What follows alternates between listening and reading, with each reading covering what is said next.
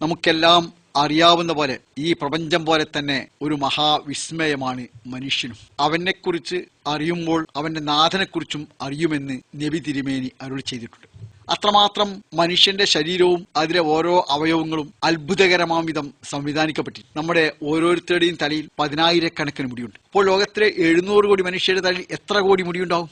ജനകോടികളുടെ, എണ്ണിയാൽ ഒടുങ്ങാത്ത ജനകോടികളുടെ തലയിൽ എത്ര കോടി മുടിയുണ്ടാവും? അതൊക്കെ നമ്മുടെ സങ്കല്പത്തിന് അപ്പുറമാണ്. എന്നാൽ ലോകത്തിലെ ഒരു രാജ്യത്തെയും ഒരു പ്രദേശത്തെയും ഒരു കാലത്തെയും ഒരു മനുഷ്യനും നമ്മുടേതുപോലുള്ള ഒരു തലമുടിയില്ല. അപ്രകാരം തന്നെയാണ് നമ്മുടെ രക്തത്തുള്ളിയുടെ അവസ്ഥ. ലോകത്തിലെ ഓരോ മനുഷ്യന്റെയും സിരകളിലൂടെ 10,000-കണക്കിന് രക്തത്തുള്ളികൾ ഓടിക്കൊണ്ടേയിരിക്കും. ആദിമ മനുഷ്യൻ മുതൽ ലോകാവസാനം വരെയുള്ള മനുഷ്യരുടെ ശരീരത്തിൽ എത്ര കോടി ചോരത്തുള്ളികൾ ഉണ്ടായിരിക്കും? അവയിൽ ഒരു തുള്ളി ചോര പോലും നമ്മുടെ രക്തത്തിന് സമാനമായി ഇല്ല, ഉണ്ടാവുകയുമില്ല. അതുകൊണ്ടാണ് കള്ളന്റെയോ കൊലയാളിയുടെയോ ഒരു തലമുടിയോ ഒരു തുള്ളി ചോരയോ ലഭിച്ചാൽ ആരാണ് കുറ്റവാളി എന്ന് വളരെ പെട്ടെന്ന് മനസ്സിലാക്കാൻ സാധിക്കുന്നത്. അപ്രകാരം തന്നെയാണ് നമ്മുടെ കണ്ണ്. ലോകത്തിലെ പരിഷ്കൃതമായ വിമാനത്താവളങ്ങളിലെല്ലാം ഇപ്പോൾ യാത്രക്കാരുടെ അടയാളം രേഖപ്പെടുത്താനുള്ള കണ്ണിന്റെ കമ്പ്യൂട്ടർ ചിത്രം എടുത്തുകൊണ്ടാണ്. അതിന്റെ അർത്ഥം വളരെ വ്യക്തമാണ്. ജീവിച്ചിരിക്കുന്ന 700 കോടി മനുഷ്യരുടെ 1400 കോടി കണ്ണുകളിൽ ഒന്നുപോലും നമ്മുടെ കണ്ണിന് സമാനമായി ഇല്ല.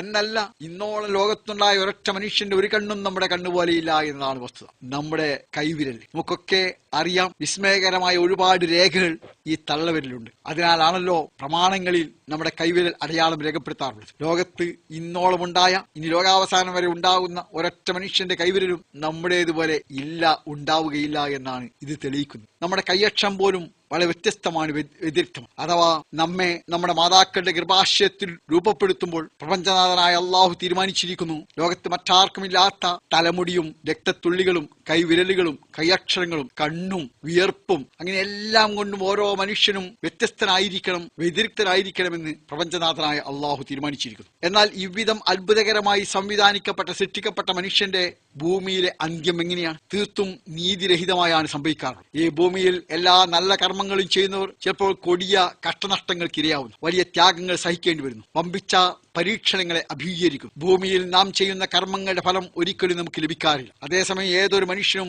നീതി ആഗ്രഹിക്കുന്നവനാണ്. ഞാൻ കൊല്ലപ്പെട്ടാൽ എന്റെ സഹധർമ്മിണി ആഗ്രഹിക്കും എന്റെ ഭർത്താവിനെ കൊന്നവനെ ശിക്ഷിക്കണമെന്ന്. അനാഥരാകുന്ന കുട്ടികൾ കൊതിച്ചുപോകും ഞങ്ങളുടെ പിതാവിന്റെ കൊലയാളിയെ ശിക്ഷിക്കണമെന്ന്. എന്നാൽ ഇത്തരം ഒരു ശിക്ഷ നടപ്പാക്കുന്നത് കൊണ്ട്, അഥവാ കൊലയാളിയെ കൊല്ലുന്നത് കൊണ്ട് ഭൂമിയിൽ നീതി സ്ഥാപിതമാകുമോ? ഒരിക്കലുമില്ല. എന്റെ കൊലയാളിയെ കൊന്നതുകൊണ്ട് എന്റെ കുടുംബിനിക്ക് കുടുംബനാഥനെ കിട്ടുകയില്ല, കുട്ടികൾക്ക് മരണപ്പെട്ടുപോയ പിതാവിന് ലഭിക്കുകയില്ല, മാതാവിന് നഷ്ടപ്പെട്ടുപോയ മകനെ തിരിച്ചു കിട്ടുകയില്ല. അഥവാ കണിശമായ കൃത്യമായ നീതി ഈ ഭൂമിയിൽ ആർക്കും സ്ഥാപിക്കുക സാധ്യമല്ല. അപ്പോൾ ചോദിച്ചേക്കാം, എന്നാൽ എന്തിനാണ് പിന്നീട് ഈ പ്രതികാരം നടപ്പാക്കുന്നത്, പ്രതിക്രിയ നടപ്പാക്കുന്നത്, ശിക്ഷാ നടപടികൾ സ്വീകരിക്കുന്നത്? അത് ഭൂമിയിൽ നീതി സ്ഥാപിക്കാൻ വേണ്ടിയുള്ള ഉപാധി മാത്രമാണ്. ഒരാളെ കൊന്നാൽ പരമാവധി സാധ്യമാവുക കൊന്നയാളെ കൊല്ലുക എന്നതാണ്. എന്നാൽ 10,000-ങ്ങളെയും ലക്ഷങ്ങളെയും കൊല്ലുന്നവരാർക്കാണ് ഇവിടെ ശിക്ഷിക്കാൻ കഴിയുക? അത്തരം സംഭവങ്ങൾ ഈ ഭൂമിയിൽ ധാരാളമായി സംഭവിച്ചുകൊണ്ടേയിരിക്കുന്നു. 1ഉം 2ഉം ലോകയുദ്ധങ്ങൾക്ക് കാരണക്കാരായവർ കോടിക്കണക്കിന് മനുഷ്യ കൊലയാളികളാണ്. അവർ ശിക്ഷിക്കാൻ ഇവിടെ ആർക്കും സാധിച്ചിട്ടില്ല, സാധിക്കുകയുമില്ല. അപ്പോൾ നീതിക്ക് വേണ്ടിയുള്ള മനുഷ്യന്റെ മോഹം സാക്ഷാത്കരിക്കപ്പെടാതെ, പൂർത്തീകരിക്കപ്പെടാതെ ഒടുങ്ങുകയാണോ വേണ്ടത്? അവിടെയാണ് ഇസ്ലാം കണിശമായി പറയുന്നു, ഭൂമി കർമ്മങ്ങളുടെ ലോകമാണ്. ഇത് കർമ്മഫലങ്ങളുടെ ലോകമല്ല. കർമ്മഫലം മരണശേഷം പരലോകത്താണ്. അങ്ങനെ ഒരു കർമ്മഫലം ഉണ്ടായേ തീരൂ. ഇല്ല എങ്കിൽ അത്ഭുതകരമായ വിധം ഏറെ വിസ്മയകരമായി സൃഷ്ടിക്കപ്പെട്ട ഈ മനുഷ്യന്റെ അന്ത്യം നീതിരഹിതമാണ്, അന്ധമാണ്, ക്രൂരമാണ് എന്ന് പറയേണ്ടി വരും. വ്യസ്ഥാപിതമായി നിലനിൽക്കുന്ന ഒരു പ്രപഞ്ചത്തിൽ മനുഷ്യന്റെ പരിണിതി അപ്രകാരമാവുകയില്ല എന്നത് ഏതൊരു സാമാന്യ ബുദ്ധിക്കും ബോധ്യമാവുന്ന കാര്യമാണ്. അതിനാൽ പരലോകം ഉണ്ടായേ തീരൂ എന്ന് മനുഷ്യന്റെ നിഷ്പക്ഷമായ മനസ്സ് അവനോടും ലോകത്തോടും പറഞ്ഞുകൊണ്ടേയിരിക്കും. നമുക്കറിയാം, ജന്മനാ കണ്ണില്ലാത്ത മനുഷ്യൻ സ്വന്തം മാതാപിതാക്കളെ ഒരിക്കൽ പോലും കാണാനായാൽ അവസരം ലഭിച്ചിട്ടില്ല. തന്റെ പ്രിയപ്പെട്ടവളെയും കുട്ടികളെയും കാണുവാനുള്ള സൗഭാഗ്യമില്ല. സസ്യശ്യാമള കോമളമായ മനോഹരമായ ഈ പ്രകൃതിയെ കണ്ടാസ്വദിക്കുവാൻ ഒരു നിമിഷം പോലും അയാൾക്ക് സാധിച്ചിട്ടില്ല. ഈ കണ്ണില്ലാത്ത മനുഷ്യൻ അനുഭവിക്കുന്ന പ്രയാസങ്ങൾക്ക് എവിടെയാണ് ഈ ഭൂമിയിൽ പരിഹാരമുള്ളത്? ഇവിടെ കണ്ണുള്ളവരുണ്ട്, ഇല്ലാത്തവരുണ്ട്, കൈകാലുകൾ ഉള്ളവരുണ്ട്, ഇല്ലാത്തവരുണ്ട്, കരുത്തന്മാരുണ്ട്, ദുർബലരുണ്ട്, ആരോഗ്യവാന്മാരുണ്ട്, രോഗികളുണ്ട്, വലിയ പ്രതിഭാശാലികളുണ്ട്, സാമാന്യ ബുദ്ധികളുണ്ട്, മന്ദബുദ്ധികളുണ്ട്. ഈ വിവേചനത്തിൽ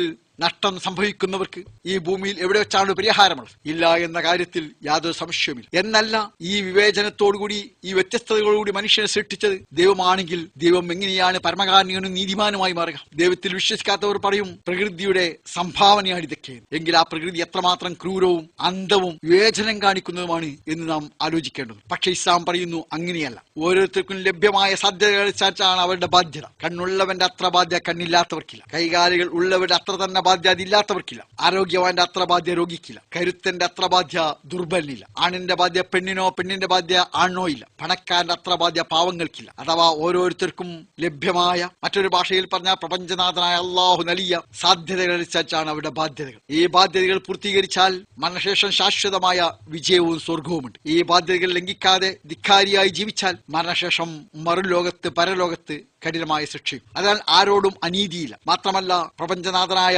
അള്ളാഹു പരമകാരുണ്യനും ദയാലുവുമാകണമെങ്കിൽ ഇவ்விധം നീതിപൂർവമായ ഒരു പരിഹാരം ഉണ്ടാവേണ്ടതുണ്ട്. അതിനാലാണ് വിശുദ്ധ ഖുർആന്റെ 1-ാമത്തെ അധ്യായത്തിൽ പ്രപഞ്ചനാഥനായ അള്ളാഹുവെ പരിചയപ്പെടുത്തിക്കൊണ്ട് അർ-റഹ്മാനുർ റഹീം എന്ന് പറഞ്ഞതിന് തൊട്ടുടനെ മാലിക് യൗമിദ്ദീൻ എന്ന് പറയാനുള്ള കാരണം, വിധി ദിനത്തിന്റെ ഉടമ എന്ന് പറയാനുള്ള കാരണം. പ്രപഞ്ചനാഥനായ അള്ളാഹു മനുഷ്യ കർമ്മങ്ങൾക്ക് വിചാരണ ചെയ്ത് വിധി നൽകുന്നവനാവുന്നില്ല എങ്കിൽ അവൻ പരമകാരുണ്യനും കരുണാനിധിയും ആവുകയില്ല എന്നാണ് ഈ സൂക്തങ്ങൾ നമ്മെ പഠിപ്പിക്കുന്നത്. അതിനാൽ ഈ പ്രപഞ്ചത്തിൽ മനുഷ്യ സമൂഹത്തിന്റെ ഒടുക്കം അവന്റെ നിലനിൽപ്പ് നീതിരഹിതമാണെങ്കിൽ, നീതി എന്ന് മനുഷ്യ മനസ്സിന്റെ തേട്ടമാണെങ്കിൽ, ആ നീതി ലഭിക്കുന്ന ഒരു ലോകം, മരണശേഷം ഒരു പരലോകം ഉണ്ടായേ തീരൂ. അതുണ്ടാകുമെന്നതാണ് ഇസ്ലാം വളരെ കണിശമായും കൃത്യമായും നിരന്തരമായും നമ്മെ ഉത്ബോധിപ്പിക്കുന്നത്. അപ്രകാരം തന്നെ നമുക്കറിയാം, മഹത്തായ കർമ്മങ്ങൾക്ക് വേണ്ടിയുള്ള പ്രവർത്തനങ്ങൾ നടക്കാറുണ്ട്. അതേസമയം അവയിൽ പലപ്പോഴും പരാജയപ്പെടാറുണ്ട്. പരാജിതമാകുന്ന പുണ്യകർമ്മങ്ങൾ, മഹൽക്രമങ്ങൾ ഒരു നഷ്ടമാണ്. ഈ ചോദ്യം വളരെ പ്രസക്തമാണ്. ഒരു വീട് തീക്കത്തിയ വീടിൽ 2 പേർ അകപ്പെട്ടു. അവരെ രക്ഷിക്കാൻ വേണ്ടി 3 പേർ ആ വീട്ടിലേക്ക് ഓടിക്കറി.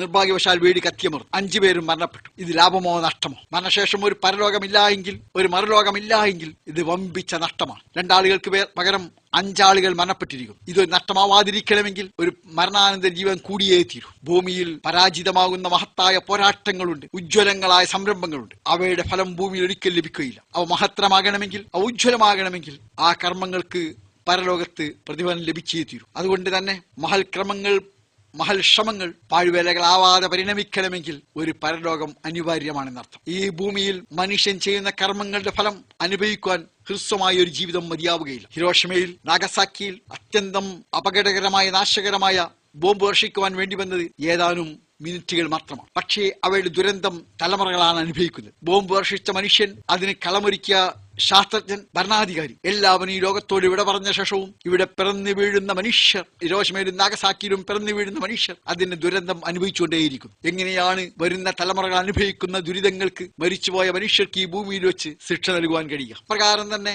നാം നല്ലൊരു വിദ്യാഭ്യാസ സ്ഥാപനം ഉണ്ടാക്കി, അല്ലെങ്കിൽ മഹത്തായ സേവന കേന്ദ്രങ്ങൾ സ്ഥാപിച്ചു. അതിലെ സൽഫലങ്ങൾ അവരുടെ കാലം കൊണ്ട് അവസാനിക്കുകയില്ല. തലമുറകളിലൂടെ അവരുടെ സൽക്കർമ്മങ്ങൾ, സൽഫലങ്ങൾ വരും തലമുറകൾ അനുഭവിച്ചുകൊണ്ടേയിരിക്കും. ഈ സൽക്കർമ്മങ്ങളുടെ സൽഫലങ്ങൾക്ക് എങ്ങനെയാണ് ഹ്രസ്വമായ ഒരു ജീവിതത്തിൽ മനുഷ്യന് പ്രതിഫലം നൽകാൻ സാധിക്കുക? അതുകൊണ്ട് തന്നെ ഈ ഭൂമിയിൽ ഒരിക്കലും കർമ്മങ്ങളുടെ ഫലം ലഭിക്കുന്നില്ല. ആ കർമ്മഫലം കിട്ടുന്ന ഒരു ലോകം ഉണ്ടായേ തീരും. അതാണ് മരണശേഷമുള്ള പരലോകം.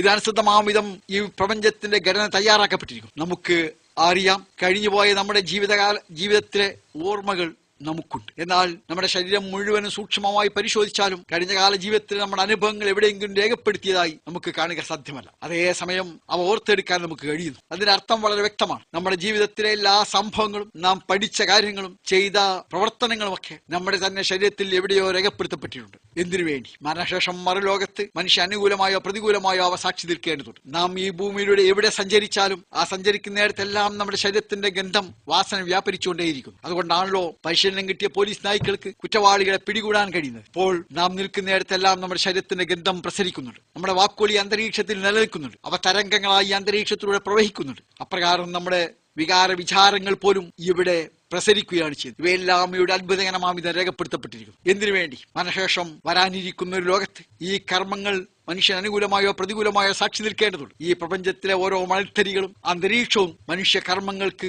സാക്ഷി നിൽക്കുമെന്നർത്ഥം. അതിനാൽ ആർക്കും ആരെയും ചതിക്കാൻ കഴിയാത്തൊരു ലോകം, ആർക്കും ആരുടെ മുമ്പിലും ഒന്നും മറച്ചു വെക്കാൻ കഴിയാത്തൊരു ലോകം വരാനിരിക്കും. അതാണ് മരണശേഷമുള്ള പരലോകം. അവിടെയാണ് മനുഷ്യന്റെ കർമ്മഫലങ്ങൾ അനുഭവിക്കേണ്ടി വരിക. ഇത് കർമ്മങ്ങളുടെ ലോകമാണ്. വിചാരണയും വിധിയും മരണശേഷം മറുലോകത്താണ്. കുല്ലു നഫ്സിൻ ബിമാ കസബത് റഹീന. ഓരോ മനുഷ്യനും അവന്റെ കർമ്മങ്ങൾക്ക് അനുസൃതമായ ഫലമാണ് ലഭിക്കും. ഫമൻ യഅമൽ മിസ്കാല ദർറത്തിൻ ഖൈറൻ യറ വമൻ യഅമൽ മിസ്കാല ദർറത്തിൻ ശർറൻ യറ. ഒരു അണുത്തൂക്കം നന്മ ചെയ്താൽ അതിന്റെ സൽഫലം ലഭിക്കും, തിന്മ ചെയ്താൽ അതിന് ശിക്ഷയും. എന്നാൽ എന്തായിരിക്കും മരണശേഷമുള്ള പരലോകത്തെ അവസ്ഥ? സ്വർഗത്തെയും നരകത്തെയും സംബന്ധിച്ച് വിശുദ്ധ ഖുർആനിലും പ്രവാചകരിലും ഒരുപാട് പരാമർശങ്ങളുണ്ട്. അതെല്ലാം മനുഷ്യന് മനസ്സിലാക്കാൻ കഴിയുന്ന ഒരു ഭാഷയിൽ അള്ളാഹു അവനെ അറിയിച്ചവയാണ്. എന്നാൽ അതിന്റെ സൂക്ഷ്മമായ അവസ്ഥ മനസ്സിലാക്കുവാൻ നമുക്കൊരിക്കലും സാധ്യമല്ല. അത് നമ്മുടെ കുറ്റമോ പോരായ്മയോ അല്ല. ഏറ്റവും മനുഷ്യന് സങ്കല്പിക്കാൻ കഴിയുന്നതിന്റെ ഏറ്റവും പാരമ്യതയിലുള്ള സുഖ സൗകര്യങ്ങൾ മരണശേഷം സൽക്കർമ്മിയായ സ്വർഗവാസിയായ മനുഷ്യന് ലഭിക്കും. അവന്റെ സങ്കല്പത്തിനപ്പുറമായ കൊടിയ കടുത്ത ശിക്ഷ കുറ്റവാളികൾക്ക് ലഭിക്കേണ്ടി വരും. ഇത് മനുഷ്യന്റെ കർമ്മങ്ങളുടെ ഫലം അവൻ അനുഭവിക്കണമെന്നാണ് പഠിപ്പിക്കുന്നത്. ഈ കർമ്മഫലം മനുഷ്യൻ അനുഭവിക്കുമെന്ന ബോധമാണ്, ആ ബോധ്യമാണ് മനുഷ്യനെ കുറ്റകൃത്യങ്ങളിൽ നിന്ന് തടഞ്ഞു നിർത്തുക. ഖലീഫ ഉമറുൽ ഫാറൂഖ് റളിയല്ലാഹുവിന്റെ കാലത്ത് ഒരു ആട്ടിടയനുണ്ടായിരുന്നു. ധാരാളം ആടുകളെ മെക്കുകയായിരുന്നു. അരിയിലൂടെ നടന്നു പോയപ്പോൾ അദ്ദേഹം ആ ആട്ടിടയനോട് ചോദിച്ചു, മോനെ, ഈ ആട്ടിൻപറ്റത്തും ആടിനെ എനിക്ക് തരുമോ? ഞാൻ നല്ല വില തരാം. യജമാൻ അറിയുകയില്ല. അതാ കുട്ടിയുടെ മറുപടി. ഞാൻ ഈ ആട്ടിൻപറ്റത്തും ആടിനെ തന്നാൽ നിങ്ങൾ നല്ല വില തരും. യജമാൻ അറിയുകയില്ല. ചെന്നായ പിടിച്ചതാണെന്നാൽ പറഞ്ഞാൽ വിശ്വസിക്കുകയും ചെയ്യും. പക്ഷേ നിങ്ങളുടെയും എന്റെയും എന്റെ യജമാന്റെയും യജമാനിന് മറച്ചു വെക്കാൻ സാധ്യമാണ്. മറച്ചു വെക്കാൻ സാധ്യമല്ലാത്തടത്തോളം കാലം മരണശേഷം അതിന്റെ ഫലം അനുഭവിക്കേണ്ടി വരുമെന്ന ആ കുട്ടിയുടെ ബോധ്യമാണ് അക്ഷാഭ്യാസമില്ലാത്ത ഒരു സാധാരണക്കാരനായ മേഖ്യാനം കുട്ടിയെ ഇടയബാലിനെ ഇത്രയേറെ വിശുദ്ധനാക്കി മാറ്റി. അദ്ദേഹത്തിന്റെ കാലത്ത് ഒരു പാൽക്കാരി പെൺകുട്ടി മുതിർന്ന സ്ത്രീ അവളോട് പാലിൽ വെള്ളമൊഴിക്കാൻ ആവശ്യപ്പെട്ടു. അവൾ പറഞ്ഞു അത് ഖലീഫ വിരോധിച്ചിട്ടുണ്ട്. അപ്പോൾ ഖലീഫയുടെ നോക്കി നിൽക്കുന്നില്ലോ എന്നായിരുന്നു അതിനുള്ള മറുപടി. പക്ഷേ ആ കുട്ടിച്ചു പറഞ്ഞു, ഖലീഫ കാണില്ലായിരിക്കും. പക്ഷെ ഖലീഫയുടെയും എന്റെയും നിങ്ങളുടെയും ഒക്കെ സൃഷ്ടാവായ അള്ളാഹുവിന് മറച്ചു വെക്കാൻ സാധ്യമല്ല. അതുകൊണ്ട് തന്നെ വരാനിരിക്കുന്ന ലോകത്ത് ഇവിടുത്തെ കർമ്മങ്ങളുടെ ഫലം അനുഭവിക്കേണ്ടി വരുമെന്ന് ബോധ്യമുള്ളപ്പോൾ ഏതൊരു മനുഷ്യനും വിശുദ്ധനായി മാറുക തന്നെ ചെയ്യും. ഈ ദൃഢബോധ്യം ഭൂമിയിൽ വിശുദ്ധിയും മരണശേഷ സ്വർഗവുമാണ് നൽകുന്നത്. അതിനാൽ പരലോകം എന്നത് അനിവാര്യമായി ഏതൊരു മനുഷ്യനും അഭിമുഖീകരിക്കേണ്ടി വരിക തന്നെ ചെയ്യും. വിശുദ്ധ ഖുർആൻ ഊന്നി പറയുന്ന ഈ സത്യത്തെ യഥാവിധി ഉൾക്കൊണ്ടുകൊണ്ട് വരാനിരിക്കുന്ന മരണാന്ത്യത്തെ ദൃഢബോധ്യത്തോടുകൂടി ജീവിക്കുവാനാണ് ഇസ്ലാം നമ്മോട് ആവശ്യപ്പെടുന്നത്.